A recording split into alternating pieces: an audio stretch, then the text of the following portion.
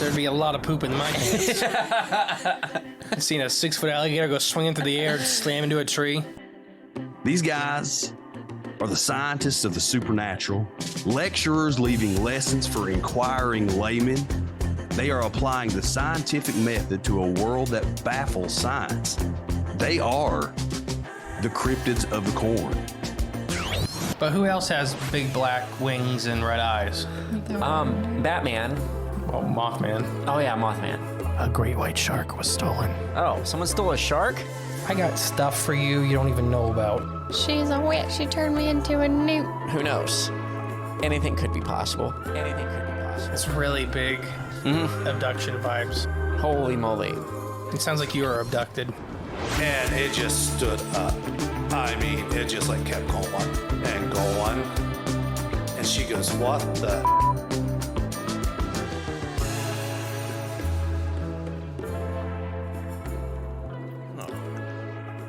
I didn't realize we were muted that whole time. Yeah, they couldn't hear us I would have fighting. yelled at you for throwing my hat on your dirty floor. Hey, welcome back to Cryptids of the Corn podcast. I am the great and powerful Mystery. And I am the infamous Jay. I was told today to use that nickname. Infamous? Yeah. Okay. So they liked it. Who? Our male lady. Oh, okay. I was like, who told you to use the infamous? No, we have an extremely special guest with an extremely special and recent topic we're going to talk today. Reoccurring guest. Reoccurring. Jay? We are bringing back and welcoming back the great and powerful alien hunter, Derrel Sims. Woo! Very good. This is fantastic to be here again. Oh, we're happy to have you. Yeah, we're excited. Especially what's been happening in your home area. When we kind of started talking about this, this is a topic we've covered a little bit, but I mean, you have years and years and wealth of knowledge on the subject, so we're really, really excited to hear it. Well, the wealth of knowledge is correct. It's going to cost you $50. Your check is in the mail. It always is. It always is. Oh, it got lost in the flood. Well, we've had plenty of them in the last few days, I'll tell you. Yeah, and Daryl's still joining us, even though his town is currently 3 feet below sea level. That's true. I had to get home by submarine today. That commute to work, I mean, it's getting rougher and rougher. Boy, it's awful out there. You got to watch out. Oh, and then Ohio's really desperate for rain. Yeah, so We're like, better please count our let it blessings. rain. Yeah. Man, it's raining in your greenhouse, though. Yeah, yeah. But no, so recently there was a series of cattle mutilations down in Texas, and everybody.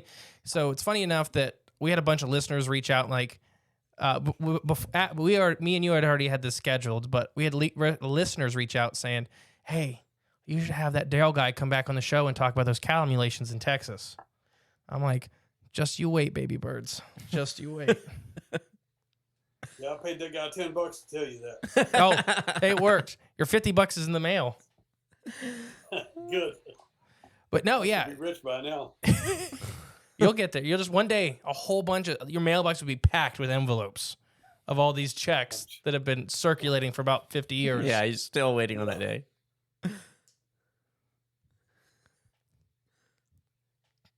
Just dead silence.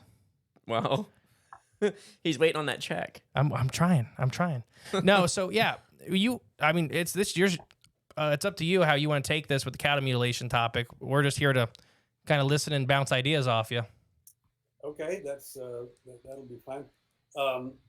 Cattle mutilations. I think I'd like to kind of give a bit of an overview on the mutilation subject, so that your audience is perhaps a little more informed if some of them are not up to speed on this thing. Cattle mutilations are only one aspect of the mutilation issue. Mutilation issue can range anything from, it ranges generally news-wise by things that cost money. Cattle cost thousands of dollars, therefore cattle are going to be important. We have cat mutilations around Houston and other places, even in overseas. But cats don't cost much money, so nobody cares. That's, as far as they're concerned, that's a bad person in the neighborhood cutting up cats or doing awful things. We have rat mutilations, believe it or not. In one of the last cases, if I'm not mistaken, was in Edinburgh, in Scotland. And there were like 7 mice lined up in a row, rats lined up in a row on the driveway of the abductee's home, all with their heads severed and all perfectly laid out in a row. I don't know if you're familiar with that, but catching rats and doing that is kind of a real difficult thing to do, especially 6 or 7 of them at a time. But like I said, the idea of mutilations, the news goes after the things that makes news, basically, and that's things that cost money, like cattle. We have pets that have been mutilated. And of course, the worst case scenario, in my view, are human mutilations. Those rarely ever hit the news because those are not news. Those are too scary to deal with. And the UFO people don't want to deal with them because, again, that's too much. That's not what UFO people, they want to talk about flying saucers and something positive. And for me, as a ex-cop, ex-CIA, the bottom line is you go where the evidence shows, and it doesn't make any difference to me where that evidence leads. But generally speaking, people like to talk about cattle mutilations, so that's what we'll kind of focus on today. And recently we had some cattle mutilations. 6 mutilated cows literally were found dead on different properties along Texas Highway, spanning 3 counties, literally. I'll just give you a brief history on that. Investigating the 6-year-old cow that was found dead, and 5 other similar occurrences from College Station to Madison, Brazoria, and Robertson counties. Generally speaking, the sheriff's offices in these particular cases give you a brief diagram or idea of what happened, such as the 6-year-old cow was found with a straight cut, with apparent precision, removing the hide around one side of the animal's mouth. The tongue was also removed, no blood spill. Rancher reported no predation had happened to the cows, no birds had scavenged the animal remains, the sheriff's office said.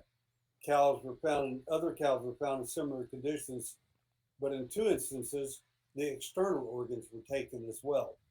So each cow was mutilated in different locations. There were no signs of struggle. Now, this is very, very unusual because if a cow gets attacked, killed, assaulted by anybody, a gun or anything else, there's going to be all kinds of disturbed soil and evidence of the animal dying. The grass was undisturbed.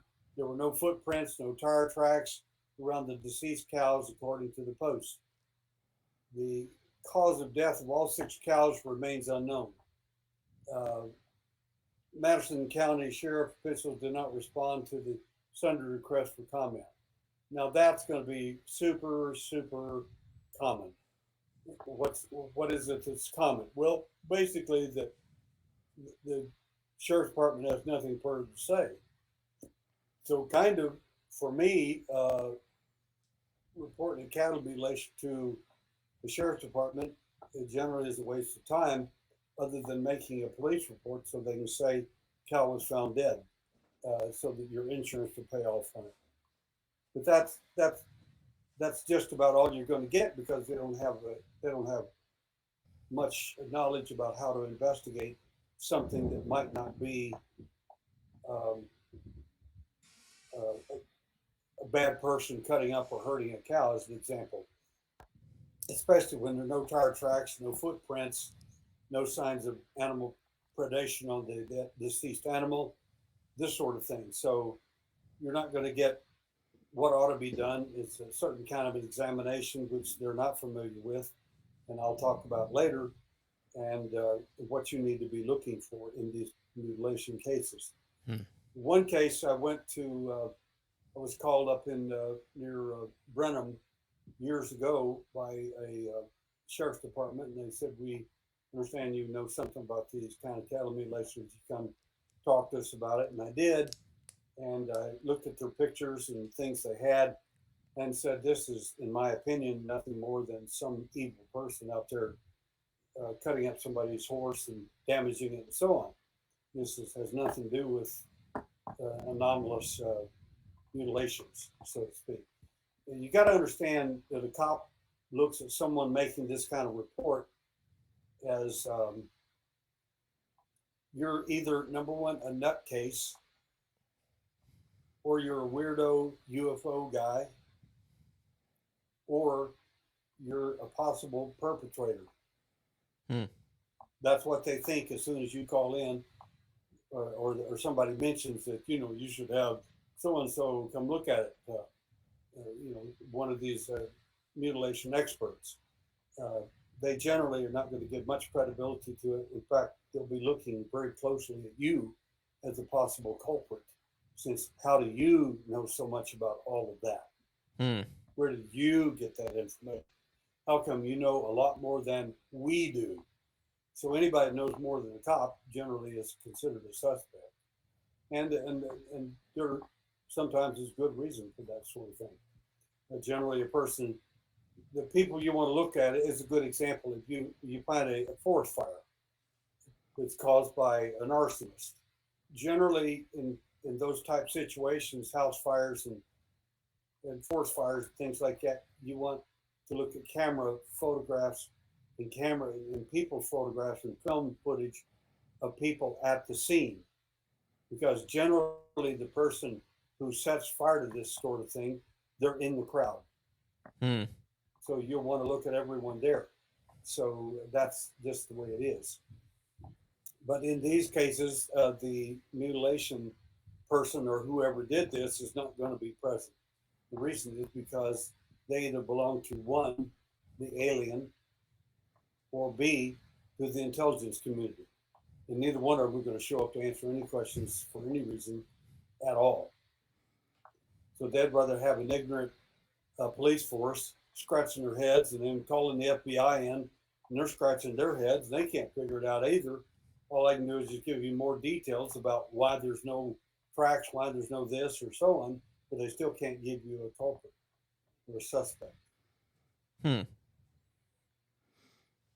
These are interesting. I know. It's just like, So, like when these cows are getting mutilated, are they? I guess it's hard for me to even imagine what kind of device is doing it. Is it even a device? I was going to ask about that. Is it like the only thing? Because I've seen some of the pictures from the one that just happened down there. Like you were talking about the tongue cuts. That like a surgical laser would be the only thing that I could think of that would cut, but they burn as they cut. So there wasn't a lot of burns. I don't know. It's crazy to me that. And like you said, getting a 2,000-pound cow to sit still so you could kill it and then start lopping off pieces of it and not have it thrashing around, that's not an easy task. It's quite impressive. I've had to move cow into a trailer and they about kill you, let alone you're trying to kill them. Well, that's very true. The fact is that one has to, and I'm an ex-cop, so one of the things I would want to do in my investigation in looking at a case like this that's anomalous is to put my cop hat aside for a moment and get some other hat. But that hat is not solving any cases at this point. We're not getting ahead. We're not getting any real information here about what really happened to these cattle in the sense of where we can point a finger at something or somebody. So I think that if we put on a different hat, and like I mentioned in my last podcast with you, the different hats that I use, I start with the UFO hat to get rid of that right off, because it most of the time doesn't have a clue about what really happened, and people we just simply don't have a clue. We're just fascinated and interested in all that, but it's just a big question mark there. So the cop hat is my cop hat, which is next, is one I like to use many times. But when looking at cattle mutilations and animal mutilations that are not clearly not prosecutable, such as even if you figured out the CIA or whoever it is, NSA, whoever, or an alien as an example, it's highly unlikely that you're going to prosecute that case. It's just not going to happen. They're not going to show up. Who do you think you're going to charge anyway? What if they did? So The Grays just starts walking down the courtroom. Yeah. Did you try, sending them a summons? subpoena? Yeah. No, but you're right. That. They're not showing up. Intelligence community, actual aliens or whatever. Yeah, it's dead. It's a dead end. Well, I'd like to go back a little bit and to 1994. I was doing a medical presentation on medical complications of alleged human-alien contact, specifically implants, to 250 surgeons at John Muir Medical Hospital. This was a continuing education program for doctors and medical staff to continue their education. Now, while I was there, a friend of mine, I'd heard of him and we talked, but never met him in person. He was a Fife, Alabama cop and was really well known back then for exposing cattle mutilations. He was the really go-to guy. That there were a couple of people, but in particular, 3 or 4 really, but he was one of the top people that was on the scene, so to speak, at the time. And he called me and said, "I'd like to meet you for dinner at the Dunphy Hotel where you're going to be speaking. I want to buy you a steak dinner." And I got thinking, steak, cows, he's a cattle mutilation expert. Sounds like I'm on the menu. And sure enough, I was. So as soon as we got there, the lady was with him, kind of leaned back against the wall in her chair, smiled. And I realized, again, I was on the menu. And they brought my steak, and he looked at everything. I pulled out the salt shaker and took the top off of it, sprinkled salt all over the steak. And he said, "That really is true, what you said about abductees needing salt." And I said, "That's pretty much the case." And he said, "Wow, unbelievable." And just as I started eating, he says, "I want to know what you know about cattle mutilations." Well, of course, I told him, I said, "Hey, you're the expert. Why in the world do you ask somebody like me, Right. UFO guy, about cattle mutilations? What do I know?" And he's a typical cop, really sharp, very good, and he would not let go. He's like, they're like a bulldog that once they bite something, they just hold on. Mm-hmm. And then he said again, "I want to know what you know about cattle mutilations." I looked over at the girl that was leaning against the wall, and she just smiled. She realizes he's got you now. And I said, "Well, not much. I mean, just stuff I read and so on." And that didn't work either. I wanted to find out how good a cop he really was, so he wouldn't let go of that bone, so to speak. And he said, "I want to know what you know about cattle mutilations." So I looked over at her, and she smiled, and I looked back at him. He's got this tough look on his face. And I said, "I suspect you got 4 different kinds." Boy, he gets quiet, looks at her and says, "What do you mean?" I said, "Well, one of the perpetrators is them," and I pointed upward. He said, "Who's that?" And I said, "The alien, of course." He said, "What are the others?" And I said, "The other ones, we did it." He said, "Who's that?" And I said, "The intelligence community, of course." He said, "Who are the others?" I said, "The third group, in my opinion, is a much, much smaller group, but these are people who would give anything in the world for the alien to contact them. In other words, they think people getting abducted are just a bunch of clowns that don't have a clue, and they're fortunate and they don't get it. And if these particular people who are doing the third class of mutilations, which are very small, if they got picked up by the alien or got noticed by the alien, they would understand how to respond to them, and they get it. They're higher beings who have a higher density than you do, and they get it, so to speak.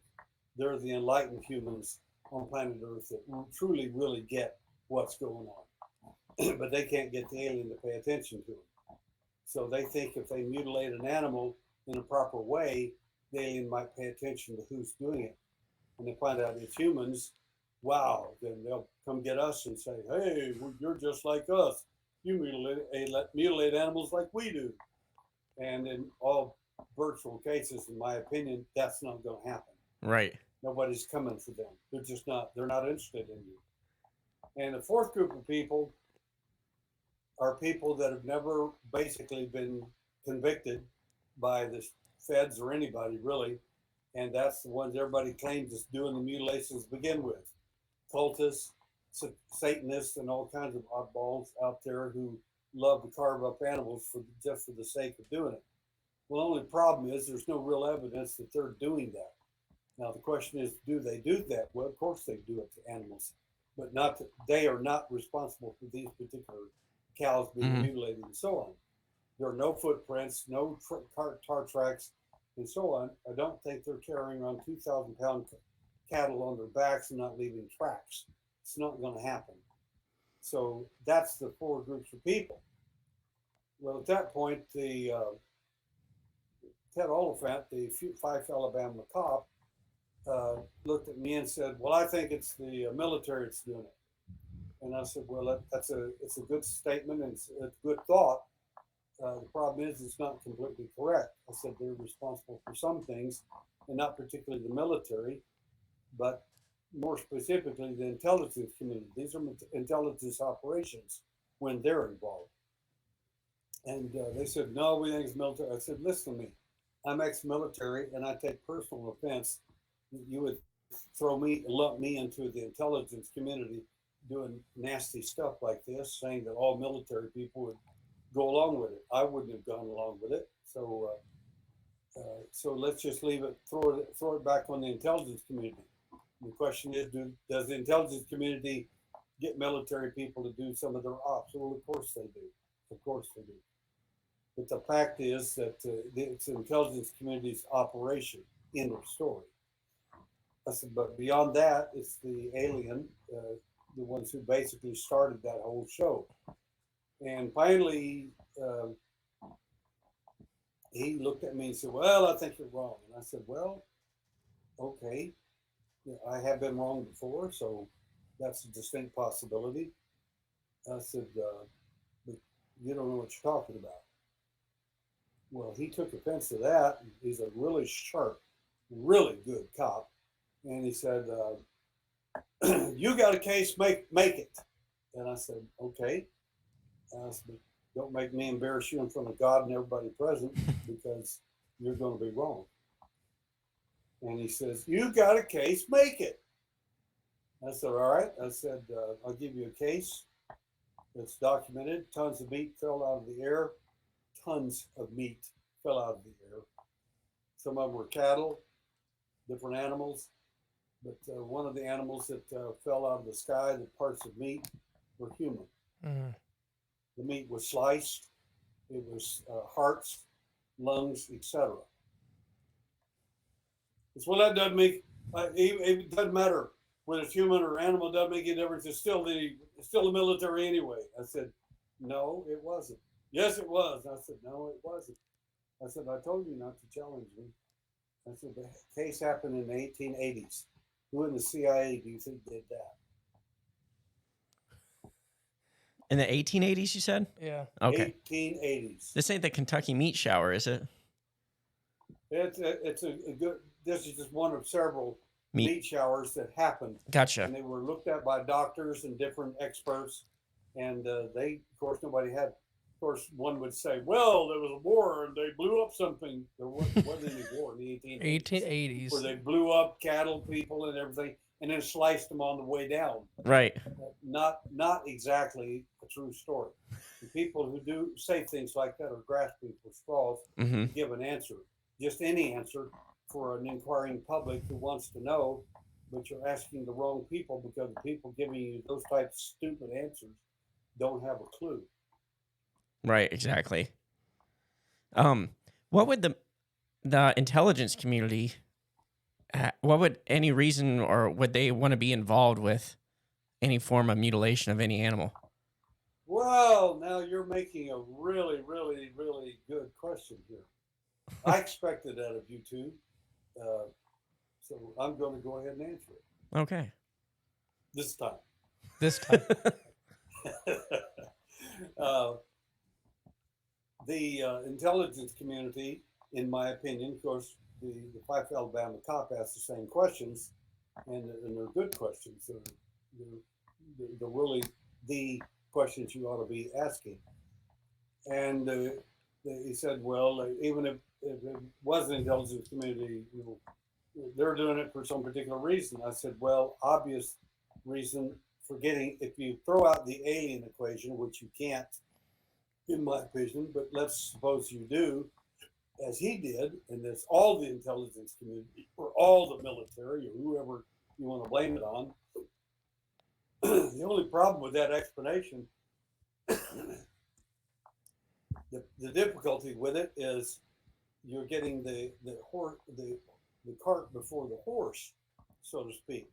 In other words, who started this stuff to begin with? Well, if it started in the 1880s or earlier, and it did, then you're missing the whole point. Then the intelligence community didn't start it. Mm-hmm. In fact, they got in on it. Mm-hmm. Now, the question is, what does that mean? Well, there are at least two explanations I can give you that make sense to anybody studying this phenomenon. The first reason the intelligence community would be doing it, in my opinion, the first one and the foremost would be they're spying on the alien to find out what they're doing to mutilate the cattle.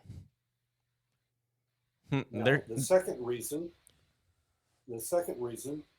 is that the intelligence community is doing their own mutilation of cattle and making it look like, quote unquote, aliens did it, is to cover up things that they've done, uncover black ops in particular, like at the Dulce Indian Reservation, where they wanted to detonate an underground 20 kiloton, I believe it was 20 kiloton nuclear bomb underneath the soil.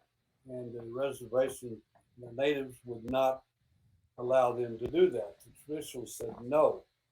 Well, the military just went off the reservation, a couple of miles or so, and dug a hole down there and did the detonation anyway.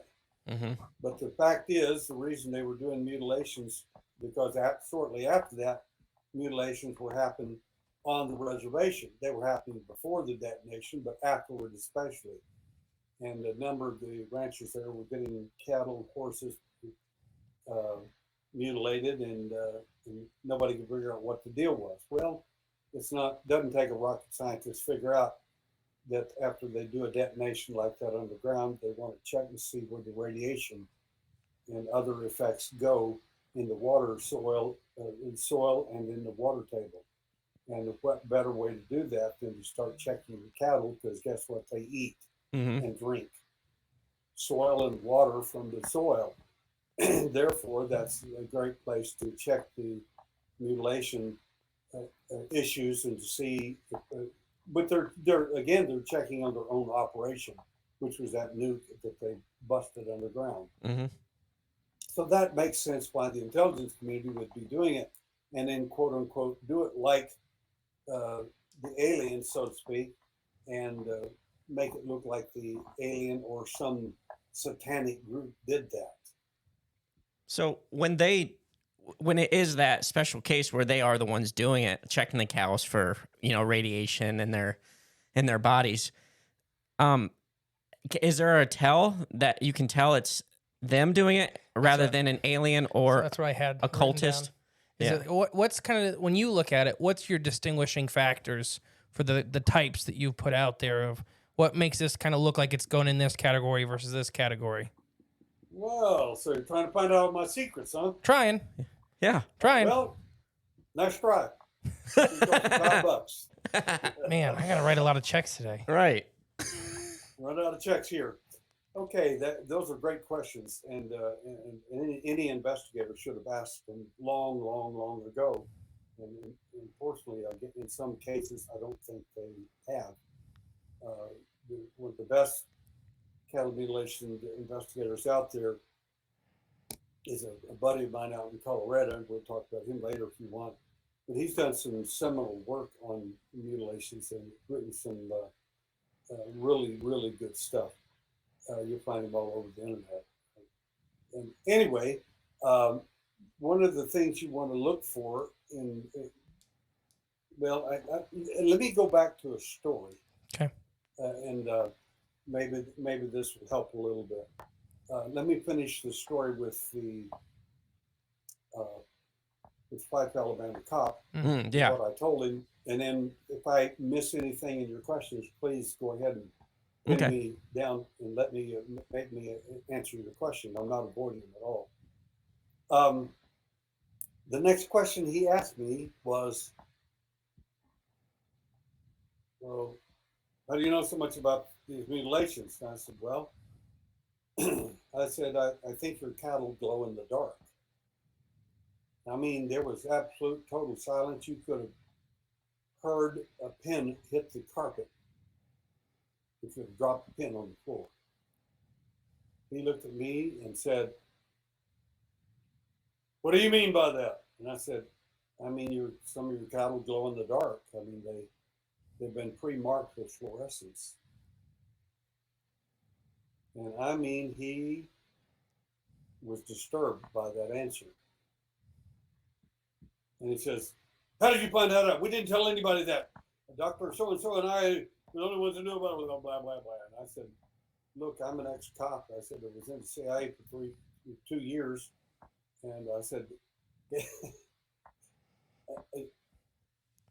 because of my prior background, I said, "I'm an investigator." I said, "It's not like I'm stupid. I think I can figure some things out. I can do the research. I have looked at things, and I've got friends in some low places, and they'll tell me things." And anyway, he looked at me and said, "What color?" And so I told him. He said, "We never told anybody that." And I said, "Okay." I'm happy that you didn't. And I'm sure it's a big secret. We'll keep it all quiet. And anyway, he said,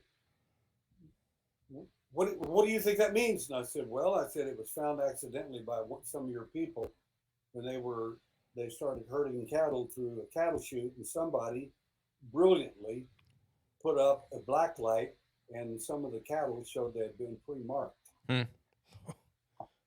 And I said, like with a paint gun, so to speak, paintball gun from a helicopter. And he got real quiet. And I said, "My point is, some of these cattle have also been pre-marked, in my opinion, by the alien." "What do you mean?" I said, "Just exactly what I said." I said, the intelligence community, these people are not stupid.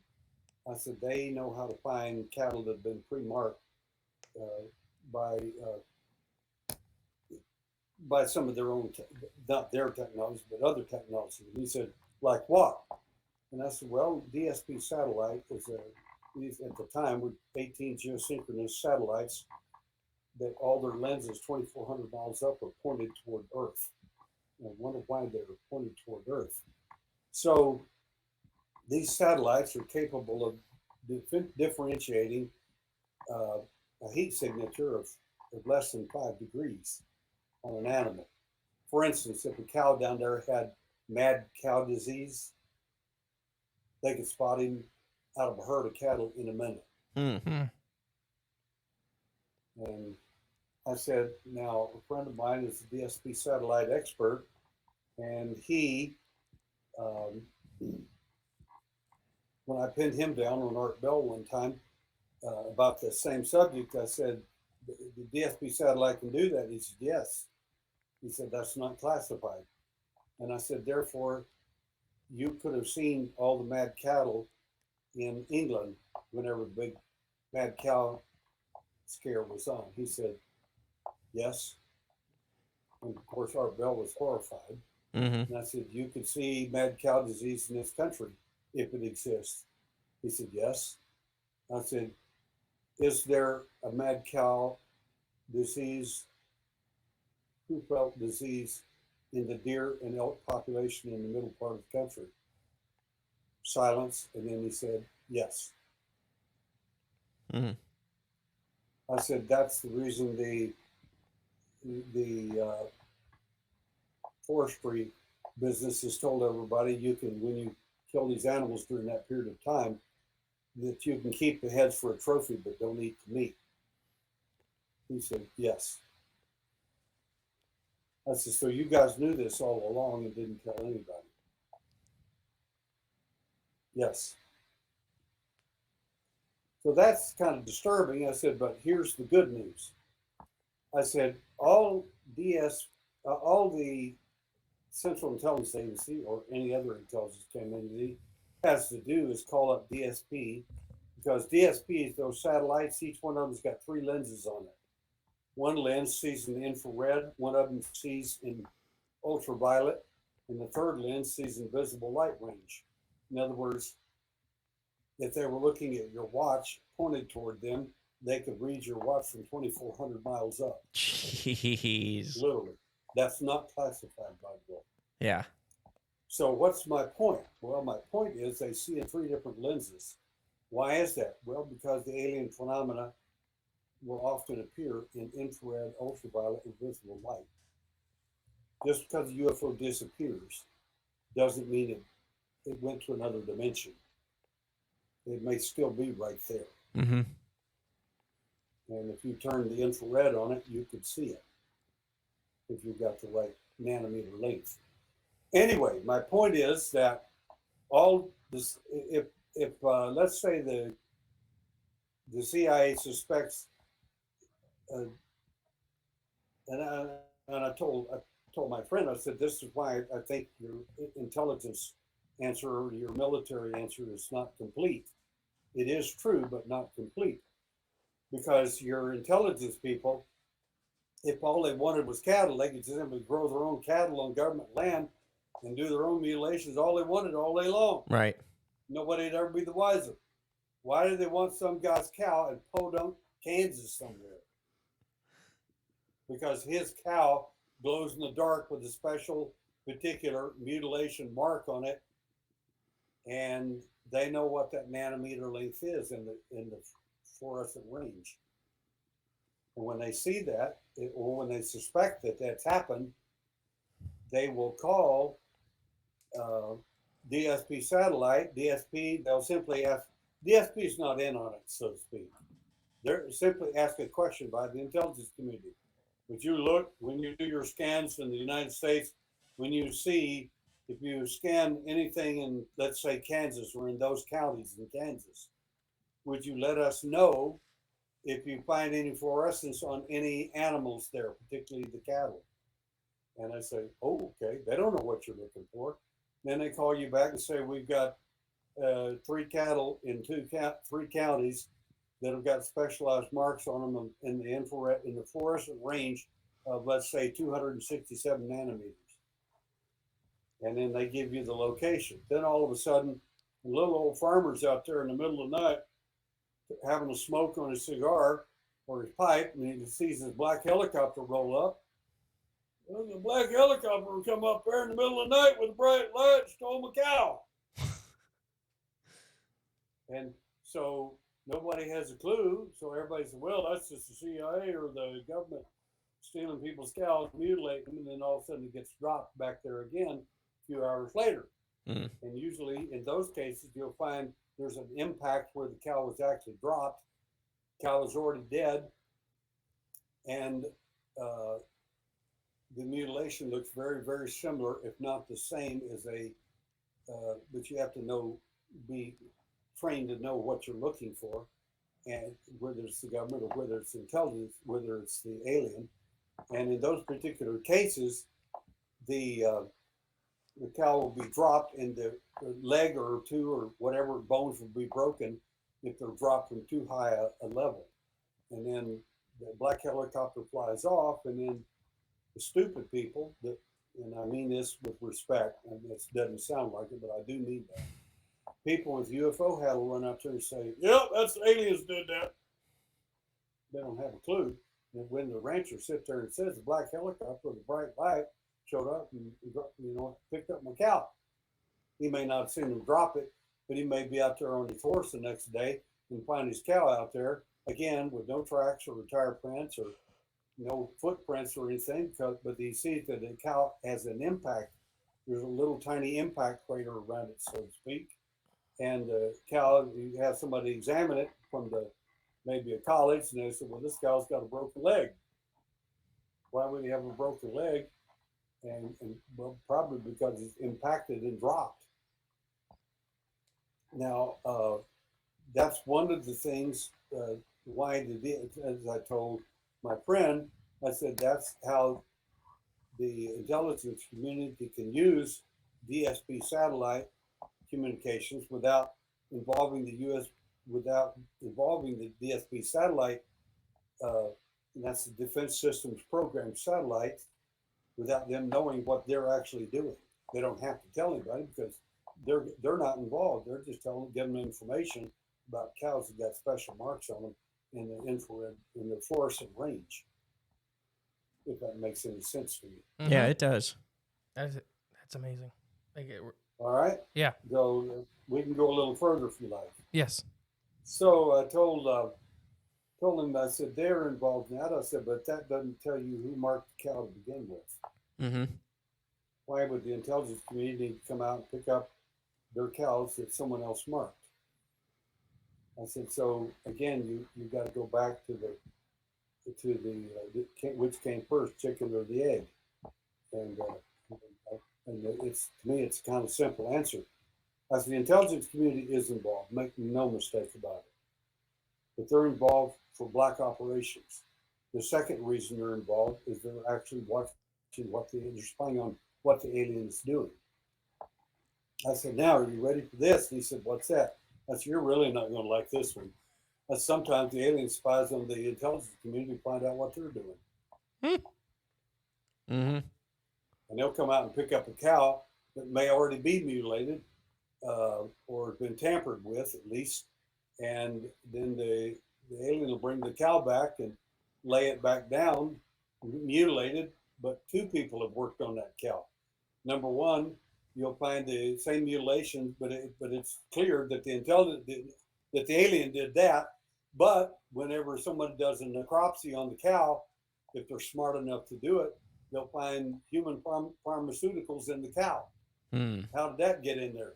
Well, the intelligence community did it. But do you think the alien might want to know that? Mm-hmm. Sure they would, because they want to know what you know about them. To underscore what I'm talking about a little clearer, we had a cattle mutilation up in Oregon years and years ago.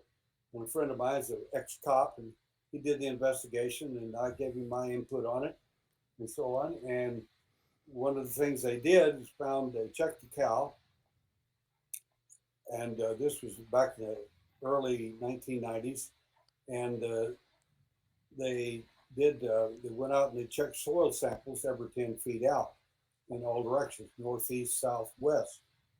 And they did that on purpose to about a couple hundred feet. Why would you do that? Well, for obvious reasons. You want to know who did it. Did the alien do it? Did a flying saucer come there and drop the cow or place him there? Or did an intelligence community so what we found is that there was human pharmaceuticals. Some of the pharmaceuticals were spread in all directions at various different densities, so to speak. Okay. What does that mean? Well, it means that somebody in a helicopter dropped that cow there. Mm-hmm. Clearly, that was not the alien. So there's a telltale sign for a CIA Of or course, there are. intelligence marker. You know what you're looking for. If you know what to look for, you can figure this stuff out. But you can't do it with a UFO hat. Right. UFO hats never figured out anything, and only a decent good cattle mutilation guy has figured this stuff out. UFO people are still scratching their heads about half a dozen issues, but you're going to have a different hat to discover this stuff. Mm-hmm. And Chris O'Brien is one of the top people that I've known him for many, many years. I had him down speaking in the Houston UFO Network many years ago. I like him. He's a good egg, and he is the go-to guy to study this stuff. I've not shared some of my ideas with him because he's got his own work and he does a real good job. And he's probably forgotten more than most of these people in the UFO community are ever going to know about cattle mutilations. He's a good guy, and he's written some really good books. You check out Chris O'Brien on the internet, and you'll get some excellent reading and find some good books. He's written probably a dozen of them on it. But Chris is a good egg, and I have my own. I don't read other people's stuff and then go parrot it as if it were my own work. Basically, the fact is that there are ways you can determine whether the intelligence community or an alien did some of this stuff. You may not be able to tell all of it, but let me go back one more step, if I may, and give you one more hint that you're probably not going to find. I was on a show called, seven of us were trying out for four positions on a show called Uncovering Aliens. It was a TV show that lasted for there were 4 series in it. And anyway, while we were testing out, they put a big screen in front of us, all 7 of us, and I was sitting over by myself, away from the other 6. And they do that on purpose because what they want you to do is basically show how smart you are and get in there and just butcher each other. And so that's going to tell them who the 4 big players are. Mm. Well, I already knew I was going to be one of them because one of the owners of the TV program had called me in advance and said, if you don't come on the program, we're going to cancel it. So I knew I was in anyway, so I didn't have to worry about any of it. And I wouldn't sit in there and argue with a bunch of clowns with UFO hats to just see where they were going with it. But anyway, they had Sean David Morton there and several other people, really smart. And of course, Sean is like the Wikipedia of ufology. He knows everything and kind of modifies things as he needs. He's not exactly Encyclopedia Britannica. Anyway, they showed a picture of Snippy the horse, and the first mutilated horse that they actually studied. Yep. And a friend of mine actually has the horse skeleton. Judy Messeline up in Colorado. I was at a conference a few years ago, and she's actually got the horse body out there, the skeleton of it, which would probably be noteworthy to still study. But anyway, they showed Snippy the horse mutilated there, laying, and of course, right off the bat, Sean and the other people arguing, trying to give out as much facts they could, the history, pathology, all the things they could to make themselves look smart and secure themselves in their position, so to speak. And anyway, they were going on 90 miles an hour of this stuff, and finally, one of the producers sitting behind me, was 3 of them. He said, "Derrel, you can jump in here at any time." And I said, "Well, they've already told you all kinds of good stuff about it." And I said, "But the thing they didn't tell you was the evidence that the investigators found beyond that." And of course, that was a baited question I did on purpose to see if anybody was in the audience stupid enough to take the bait. Mm-hmm. And there was. Hook, line, and stinker. Sean David Morton, who I knew very well, took the bait and says, "What evidence? I know, I've studied every bit of this and I've never found there isn't any other evidence." And I said, "Well, like I said, the best investigators know this, Sean." And they just left it quiet for a few seconds, and he didn't comment. And I said, "There is other evidence that was found in this particular case that was not made privy to the UFO hatters, so to speak, and that's why you don't know." all you know is what you read in the newspaper.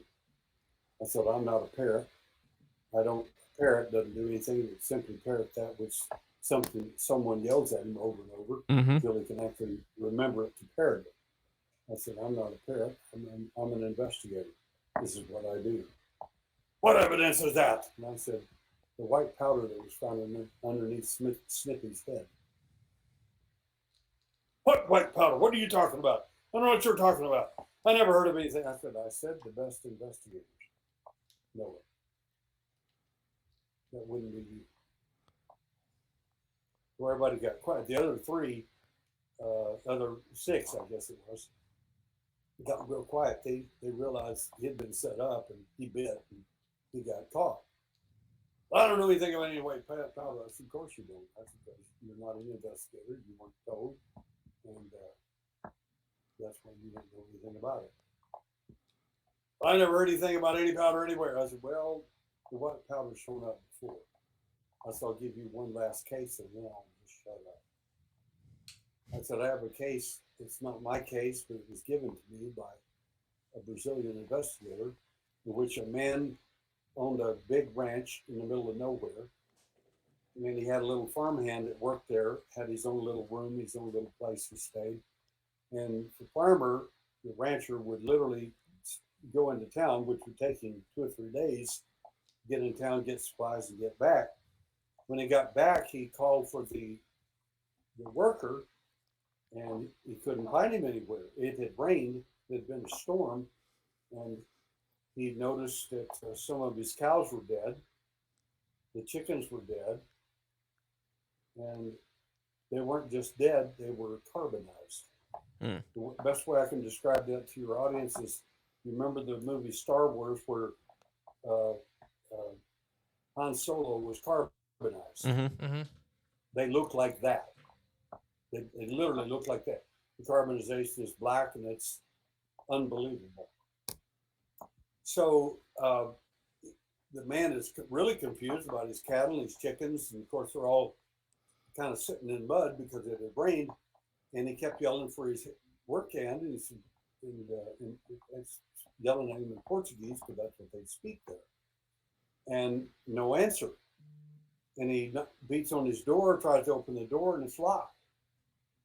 And apparently the man had locked himself on the inside of that house, his little house there, because of what was on the outside out there attacking the cattle and the chickens. He was afraid it was coming after him and his dog. So he got inside the house, and the rancher finally looked inside the window and was horrified. He saw the man carbonized, just like the sheep, the chickens and the cattle, and you could see the dog was half carbonized; it was still alive. And anyway, the guy called for the federales, the militaries, the police, and send the army out here, and they came. I said the most important thing about the story, I said there's a lot of facts I could tell you about it. I said, but that's not what you're interested in. All you want to know about is the powder. I said, white powder was found underneath the carbonized man and the dog. It wasn't found underneath the cattle and the chickens simply because it had rained and it flooded and probably all that had washed away. I said, like I said, the best investigators do this stuff. And then I just got quiet. So, of course, it was obvious at that point, nobody ever asked a further question. What else should you be looking for underneath some of these cattle out there? White powder. Right. I would be looking for white powder. That's number one. But I'll give you another hint. A friend of mine was running a UFO show, and he was, they wanted me to come on, and I said, Bill Burns is his name. He's well known on TV. He's a friend of mine. And he said, oh, well, I want you to come on the show and do a cattle mutilation. I said, I would have to come on as myself. And he said, well, no, we can't do that. I said, I'm not interested. I said, I am the alien hunter. I'm not somebody else. I'm not some jackleg that you want to be on the show and make a few comments about and so on. I said, that's not going to happen. Well, we can't do that. And I said, then you don't have to do it. So anyway, here's the story. They went ahead with the show anyway, and there had been a mutilation, and the rancher that had the mutilation, he was horrified. It was in winter time, and they were out there cold. There's one boy out there, young guy, who's out there with the looking at the cow that's mutilated and frozen and everything. And the rancher is so upset, he's actually in tears because there's so many of his cattle have been mutilated. I mean, it's killing him financially. It's going to ruin him. And he's just horrified by this. And watching the show with my wife, and she said, what do you think? And I said, they're going to screw it up. I guarantee you. Guarantee you. And she said, what are they going to do? I said, what they've always done, nothing. Basically get out there, poke around on the cow, said, well, look at all that, take these pictures. Yeah, it's been mutilated. Well, I wonder who did that.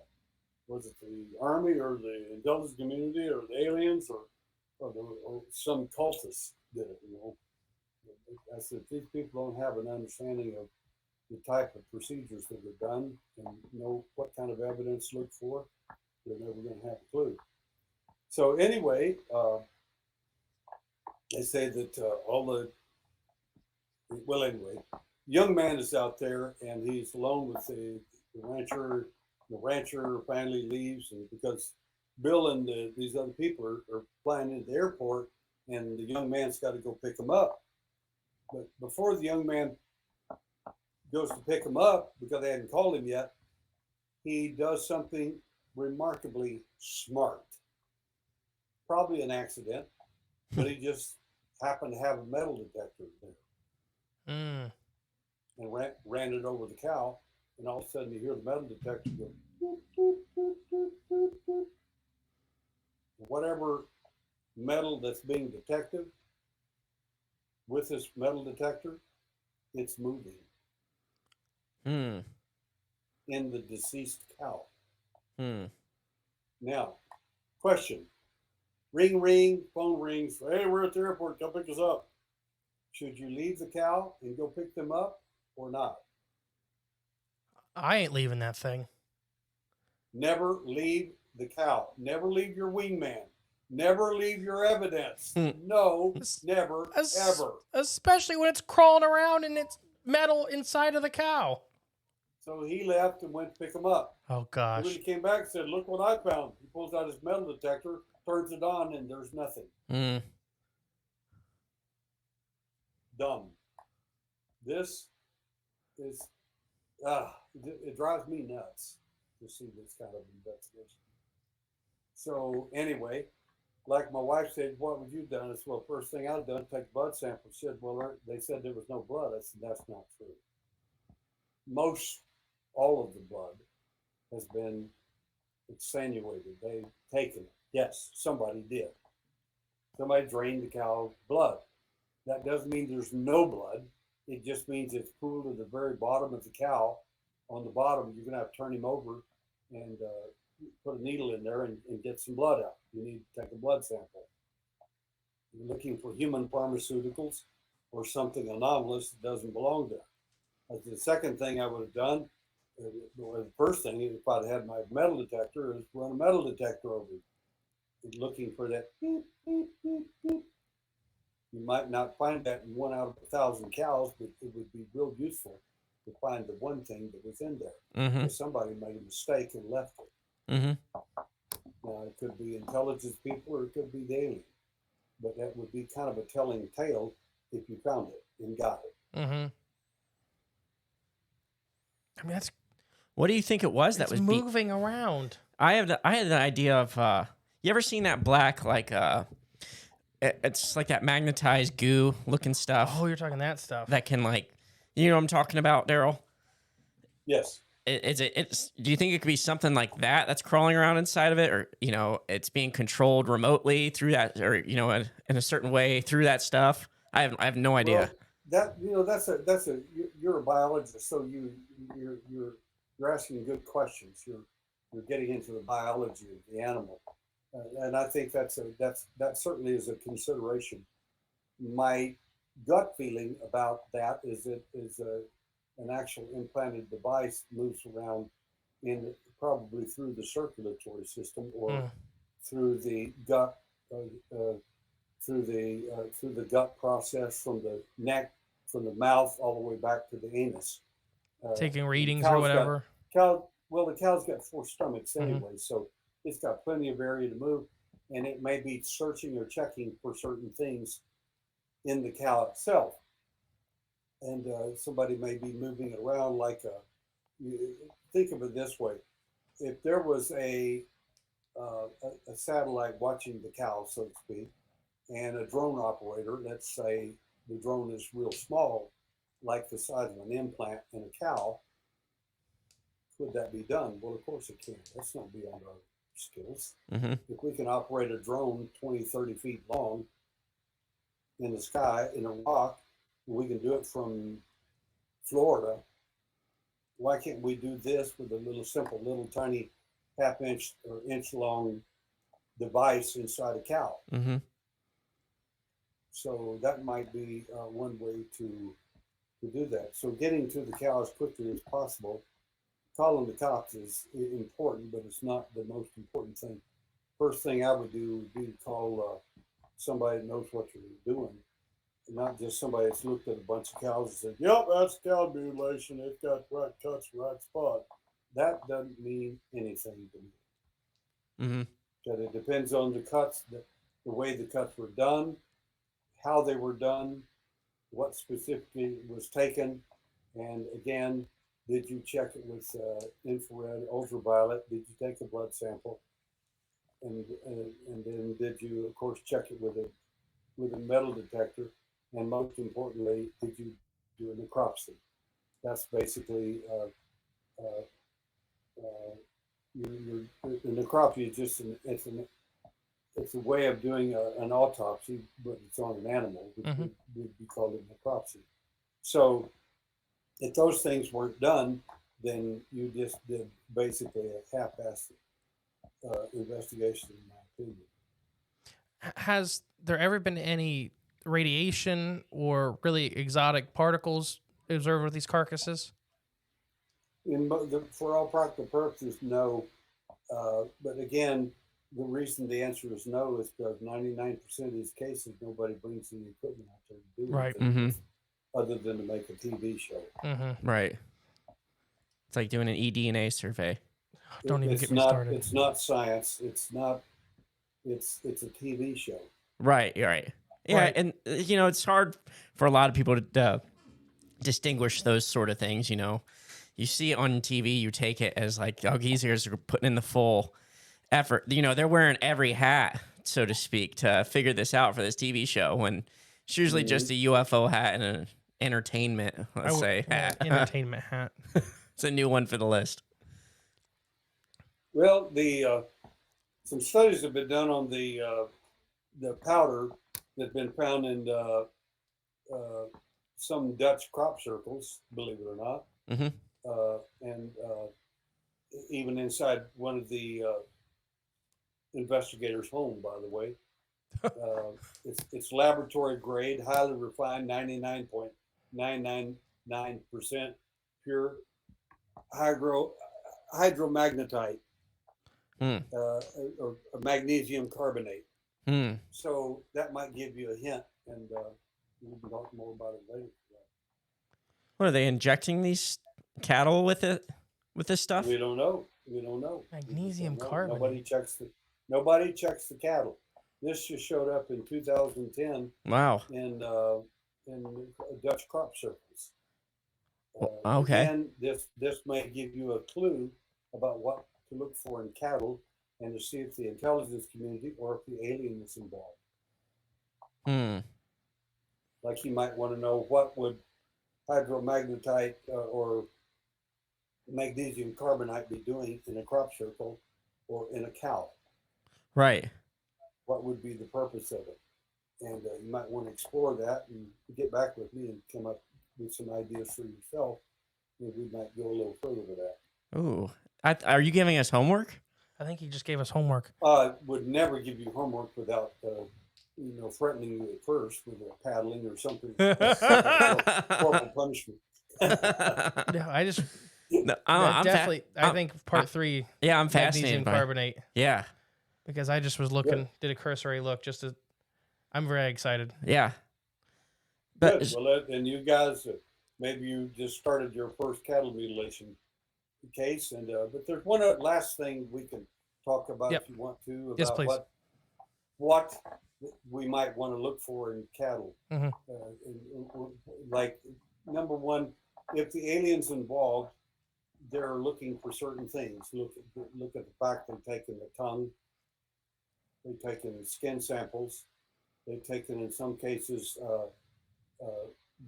certain organs. Now we're not talking about the intelligence community; we're talking about the alien. mm-hmm. But the intelligence community does some of this stuff too, and sometimes they duplicate or replicate what the aliens done, but for their own reasons or to fool people and make them think it's the alien instead of them. But my point is that let's see if we can pronounce this correct. Catecholamines, these are basically neurotransmitters found in people as well as in animals. Whenever heightened extreme fear, extreme passions, and things like that are these norepinephrine and dopamine is a good example. These are neuromodulators, literally, that they're in the central nervous system, and as hormones in the blood circulation, this these modulators are of interest to the alien. They are. And the fact is, they may be interested. Maybe the government's interested in it too, because they want to find out what the alien's doing. But my point is that one has to ask questions. If the alien's involved and they keep draining the blood, why would they need all the blood? Why can't they raise their own cattle and do their own thing, so to speak? The fact is that in my multi-hat opinion, the reason they're interested in these neurotransmitters, the alien and possibly the intelligence community, is because this would tell us a great deal about what they might be using that for. In other words, you can decrease or increase the neurotransmitters and affect behavior. But by the same token, this neurotransmitter dump into the bloodstream, when you find that, and I think you will in probably these cattle, and because I think they've been traumatized beyond belief, and one of the purposes of the alien is to retrieve the emotions of the cattle or other animals and human beings as well. Many abductees will talk about them being under extreme fear or extreme passions, sexual or otherwise, in which the alien seems to be interested in that. And the question is why? Well, they want our DNA. Don't be stupid. The aliens knows more about your DNA than you'll ever know. Yeah. Mm-hmm. They've known that for a long time. They're not stupid. They can figure out how to get DNA. And they know all about your DNA. What they don't, what you don't understand, or what the uninformed person doesn't understand, perhaps, is they're looking for certain things in the DNA. I give abductees 6 reasons why they're probably taking you. But one of the big reasons, and on the most grand scale, the most obvious of all things, is simply to checking your blood and collecting your emotions. One of the things they're doing in some of these abduction events on cattle as well as abductees is to collect their emotions and particularly these neurotransmitters in the blood.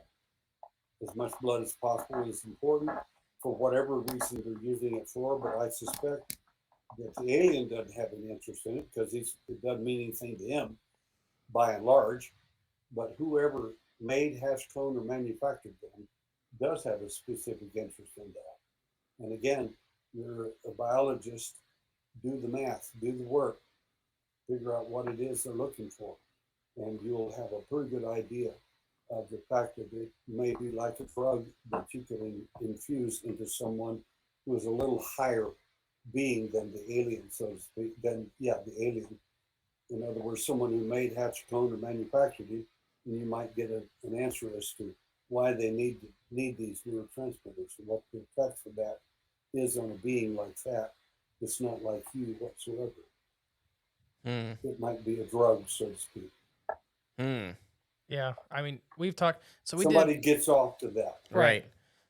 Because we talked about it a long time ago. We did an episode on cattle mutilations, and I looked into the only compounds are amino acids or whatever that were found in genitalia, the liver, and the tongue commonly. Like you could get all three of those, and I cannot remember that list for the life of me. But there was only like 3 or 4 things, and they were weird things. They were really well. Maybe you could get that list together and send it to me, and we'll compare some notes. Yeah, we'll do. I'll find that script because it was very odd to me that it was like, well, when we first started doing this, like, what if they're always taking these sets of organs and these sets of things? Well, what do these things have in common? What are the commonalities? And one of them, I do remember, was magnesium. It was not magnesium. It was a different type of magnesium. Now I can't remember off the top of my head what the other compound attached to it was, but it was magnesium. That's weird. That's triggering all kinds of bells for me. Yeah. It should. Yeah, I'm excited. We're definitely going to have to do a part 2 on this. Well, of course we will. We're just going to have you come every week now. Well, we'll call it Derrel Friday. Cost you an extra $3. Oh, okay. Ooh. I'm signing the check. He's going to have to get a new checkbook. Well, remember that magnesium carbonate I told you about? I got saved on my phone. Powder. Yeah. Yeah. Good. You will do well to exploit that in your studies as a scientist. You should have a lot of fun with that. I'm already really excited. Mm-hmm. I'm not going to clean the house today now because this is all I'm going to do. Emily's going to hate this when she gets home. Emily's going to get after you. Yeah. Now she's going to get after me for not letting you do your housework. She's going to be like, what the hell is magnesium carbonate? Right. Why is there 500 tabs on your computer open that says magnesium carbonate? Just lock her out. Lock her out of the house for the day. Lock a 9-month pregnant lady out of the house for the day. You have work to do. I'll tell you a funny one. My wife, before I got my UFO freezer, used to store certain little things in one part of her refrigerator. And needless to say, I made a joke about it one day, and she did not appreciate it. But she is Mrs. Clean. She is Mr. Clean's wife, so to speak. Mm-hmm. She keeps everything perfect. And I, of course, am like not Mr. Clean. And anyway, so I said, I was laughing, telling some friends of mine, they said, what's that stuff in the back there? I said, that's my UFO stuff. We don't know what it is, but it's growing at an alarming rate. And it's growing toward the food that she's got stored that are leftovers. And we're going to let them meet and see who wins the battle, who can devour each other, either her leftover food or my UFO stuff. And then whatever it is that crawls out of there, that'll be the winner. And she did not like that at all. Oh my gosh. I was just making a joke of it. But yeah. Anyway, it was, I have an inordinate sense of humor. No question about that. Yeah. And this has been amazing. We're already at an hour 15. I don't know if you have anything else you want to talk about for this episode. Oh, I think we've done all the damage we could do right now. Yeah, this is a really good episode. Yeah, it's raised a lot of questions. Anytime that I'm quiet for 98% of the episode is a good episode because I'm just sitting here listening. I'm just like so in tune. Yeah, absorbing. Your wife told me, Emily called and said, what can we do to get him to be quiet around the house? And I said, well, I'll figure something out. There you go. It worked. Yeah, for an hour. She enjoyed it. I'm sure she's sitting in the other room just like, are they even recording? Till you ruined it with the magnesium carbonate. I know. Yeah. Now she's gonna come for you. Yeah. You dug your own grave. It's over for me. Yep. She's I 4 probably foot tall. saw my- Just stand on a step stool. And well, my wife is about 4 foot 11 or 5'2", something like. She's real short.